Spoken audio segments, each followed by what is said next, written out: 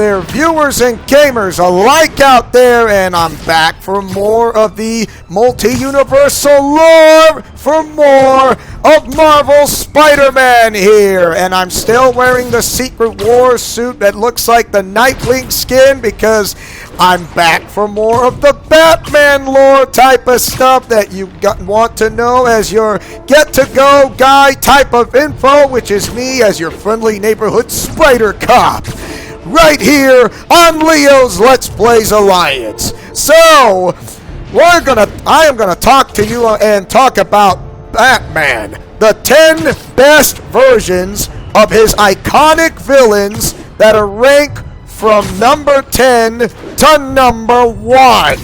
And when I mean Batman, it could be the Batman mythos. And yes, the Batman mythos can work as a part of the Ultimate Arkham universe right here.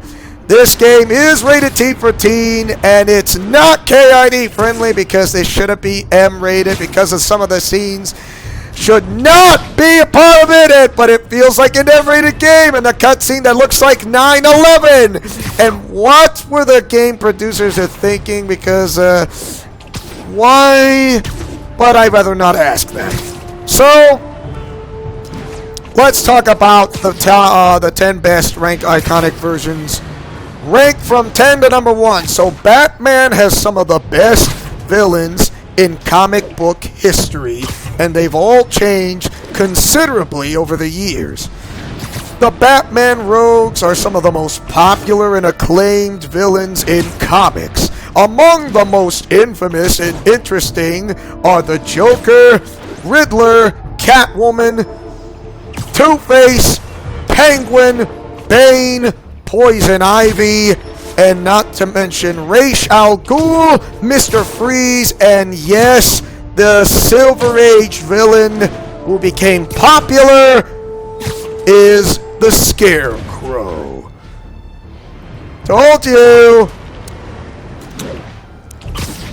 Like every other comic book character, they also depend on the writer, since popularity isn't all it takes to make the story entertaining. That brings us to many different versions of the same villains, live action, animated, canon, and from alternate universes. And yes, it also works in the Ultimate Arkham universe because everything, which I told you before, everything is Arkham. So, here are the best versions of all, and we are going to start off from the top 10 to number 1, from 10 to 1, and let's get started, shall we? The Joker from Batman the Animated Series.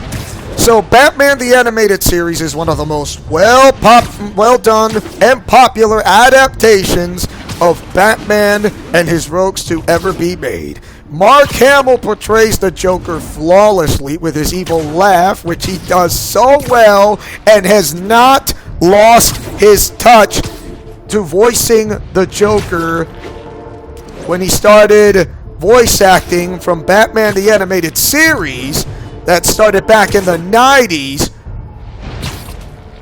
for over 2 decades, or around 25 years or more. So yeah, his tone of voice and manner of speech. Moreover, this Joker's extremely well written. A perfect and accurate representation of the character in his original and classic depiction, which is the best one. I don't know why he's in the top 10, number 10, but he should be number 1. But this is this is a special info source.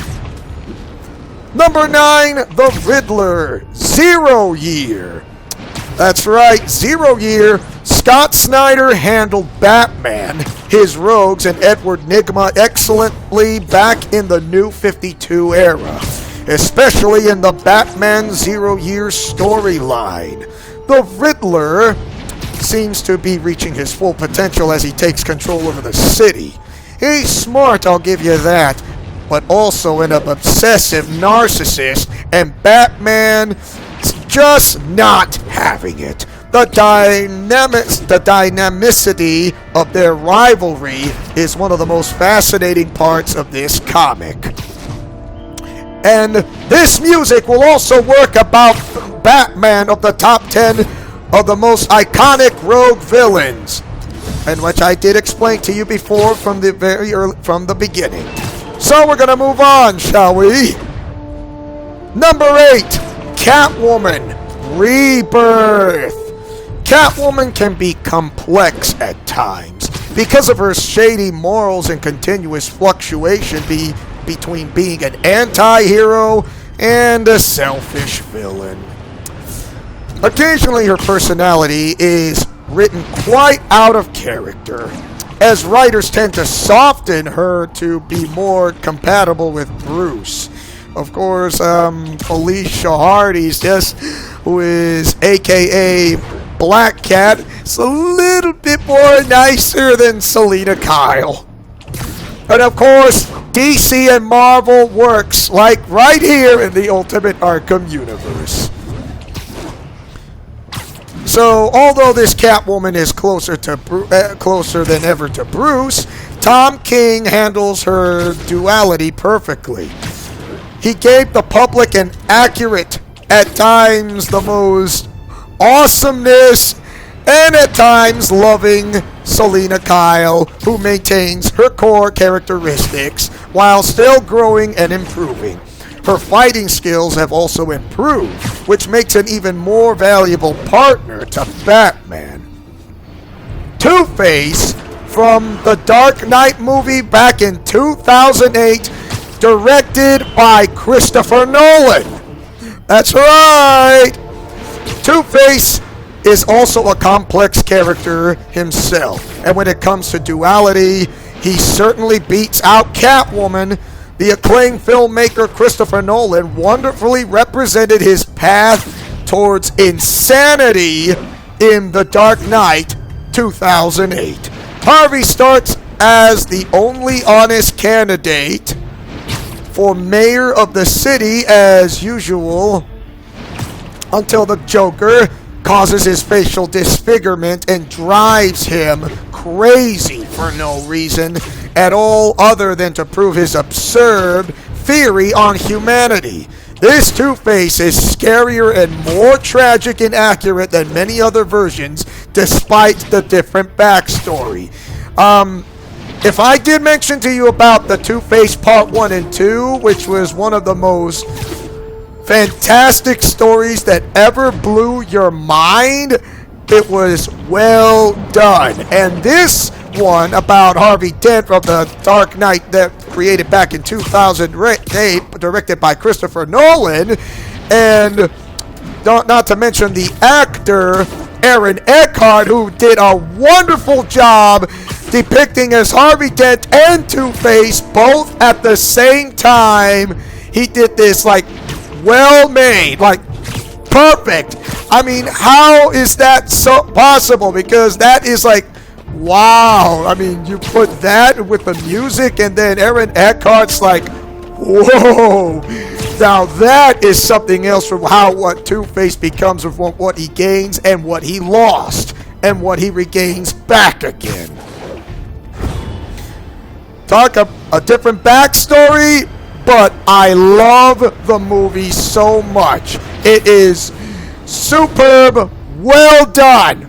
Well done. Number 6, Penguin from the TV show series Gotham. I've seen Gotham, and I've not seen the whole entire TV show series, but the Penguin did survive. So, the actor Robin Lord Taylor flawlessly portrays Oswald Cobblepot, or rather the Penguin, in the TV series Gotham, which is about the history of the city before Batman began his battle against crime. Oswald is one of the main characters and one of the most loved, entertaining, and powerful villains. The psychology of his character in this show is brilliant. Of course, not many people like watching Gotham, but the Robin Lord Taylor, who flawlessly portrays as Oswald Cobblepot from the entire TV show series. Superb. I mean, not everybody likes Gotham, but the villain he portrays as Penguin, aka Oswald Cobblepot. Superb. Excellent. Well done. So yes, he's a poor man who goes from being a servant to running Gotham's underworld, along with his cunning schemes and occasional revenge wars. So yes, I mean, Fish Mooney was like somewhat the big boss, but there was also Falcone, if you want to know. You know, who is the other mafia boss, if you want to know. Carmine Falcone, that guy. And if you're still wondering if I don't know any Batman lore, come on, you still don't know me well enough. I mean, how many times I'm going to explain this? I know some of the lore that nobody knows because you guys don't know me very well. Start knowing me and not judging me on this channel, because that's kind of breaking the golden rule, which in other words, treat the way others for you wanted to be treated, or treat others with respect. Don't break the golden rule, and you will find yourself digging a hole of your very own dirt. So once again, don't forget to like, comment, favorite, and subscribe, and I can give you the info you need as your get-to-go type of guy for the multi-universal lore. Spider-Man lore, Batman lore, Superman, including Japanese anime for any crossover with DC and Marvel superheroes, including Kamen Rider, Senran Kagura, which and also Power Rangers, Super Sentai, Precure, Glitter Force, you name it. I may be smart, but I'm not that smart. But don't underestimate me ever. Moving on. Number 5, Bane from Batman Arkham Origins, the video game. The version of Bane that Arkham Origins offers is quite an interesting one. Bane allegedly comes from a difficult background, as he was put in prison at the age of 8 under the accuse of being the heir to his father's criminal empire. His unbelievable strength, stout body structure, temper, history of drug abuse, and his seemingly natural tendency towards extreme violence are all traits that make him scary, unforgettable, creepy, and entertaining. He speaks Spanish, Portuguese, and I think he does speak Italian and Latin. Pretty sure he might speak Italian a little bit and Latin. So that is my significant guess. And yes, he is smart because he does his studies out of all these, because what does he have to learn anyways besides exercising? Number 4, Poison Ivy from Batman the Animated Series. You think I didn't save this one, did you? Once again, Batman the Animated Series offers one of the best versions of one of the best Batman villains. Poison Ivy is known for being a man-eater, a pretty cold and cunning one. Not only does she hate men, but she also deeply despises humans. Like, what? And what I'm saying is true. I mean, come on. I've seen Batman the Animated Series, and I know how this story goes. She hates humans, but she loves plant life, and she says Mother Nature always wins, or nature always wins type of woman, because she is completely and ridiculously insane. In other words, she's a bad egg. before Harley Quinn came around, if you want to know, and turned Ivy's character into a more love interest in the modern comics, principally with HQ's New 52 solo run. Her fighting skills are, how do I say this, were more than relevant in this version, often displayed her hypnotic or poison kiss, as I remember watching the TV show series. Her classic and iconic villainous persona, the one and deadly femme fatale, in Batman the Animated Series is perfectly embodied, along with her charm, genius, and awkward love of plants. So yeah, she's highly intelligent in plant life, the ecosystem, and also chemicals of the ecosystem like wetlands, marshes, and bogs, including in the tropical rainforests, the deciduous and carnivorous forests. Number 3, Rachelle Ghoul from Batman Begins.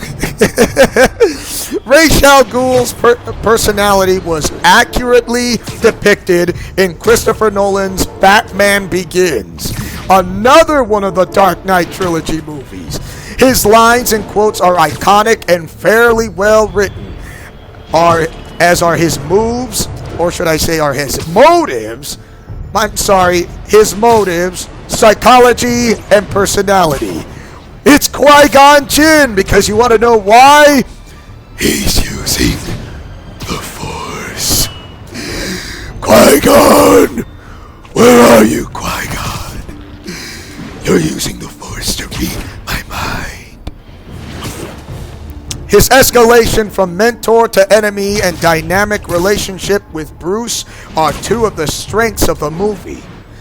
However, it should be kept in mind that the character is unfairly whitewashed despite Liam Neeson's amazing acting. I mean, I love Batman Begins. How would you not hate it when you love the entire movie? Of course, the movie itself without the music is pretty average, but with the music, with the movie, along with the acting, and you combine all of this with the filming, action scenes, and different angles, and the computer CGIs of some, it's a well done, perfected movie of Batman Begins. Same thing goes for the second movie of the sequel, The Dark Knight, which is directed by the same director who directed Dunkirk and the movie Tenet, Christopher Nolan. Number 2, Mr. Freeze from Batman Arkham City and Arkham Knight. Of course, he's also from Arkham Origins, but I don't know why. But I'm going to consider Arkham Origins, but it's really good. So, Victor Freeze is both a tough criminal and a loving husband, and these two aspects of his personality merge perfectly in the Batman Arkham City video game, as well as Batman Arkham Knight. I mean, despite having Arkham Origins left out, but I will consider Origins because he deserves the credit. He's human and relatable, especially when it comes to Nora. He's a villain capable of making the fans feel some empathy for him, as his wife's medical condition is sometimes used by other villains, such as the Joker and Scarecrow, to force him to fight Batman. A very well written and complex character overall, and you could not put in a better way. I mean, with Arkham Origins on that as DLC, with Batman Arkham City and Batman Arkham Knight in the Season of Infamy DLC, and I really love Mr. Freeze, including Nora Freeze. They got not somewhat of a happy ending, but a powerful metaphor that will last a lifetime, which I absolutely really like. It It almost made me cry, to be honest. It's just completely outstanding performance. And number 1, Scarecrow from Batman Begins. Jonathan Crane, alias the Scarecrow, is quite a particular villain whose origin story isn't yet well defined.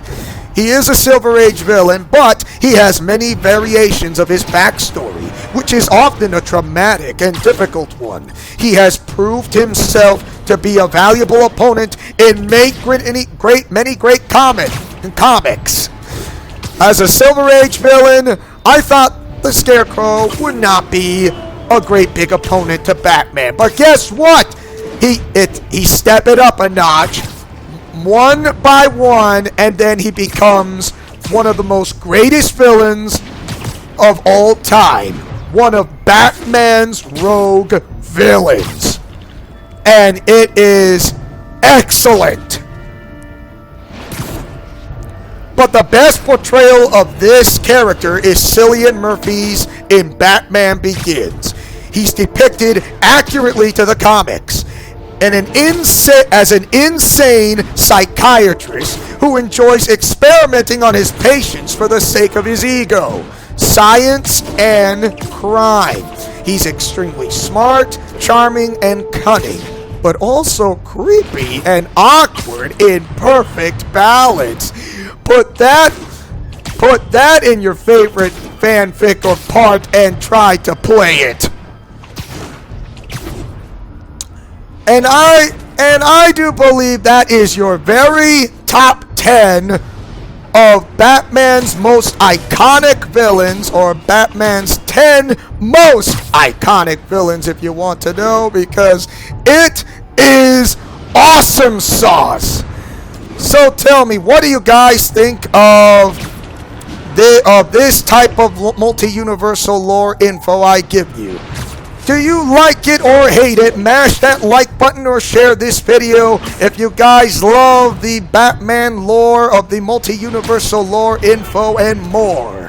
Thank you guys for watching. Don't forget to like, comment, favorite, and subscribe once again as your friendly neighborhood Spider Cop, which is me, Leo Wolverine, who wants to get the job done and also giving you some exciting info as your need to know and get to go info type of guy, me. Godspeed, play safe, and shalom. In Leo's Let's Plays Alliance, because I eat peanut butter and chocolate at breakfast for dinner to fight crime. Remember to fight with honor, love, truth, and justice, and see you guys next time for more of Marvel Spider-Man. You know, trying to run on top of a building does get me tired, even if it kind of looks like the Nightwing skin, but I don't get tired at all. Oh, such a lovely view to watch from here.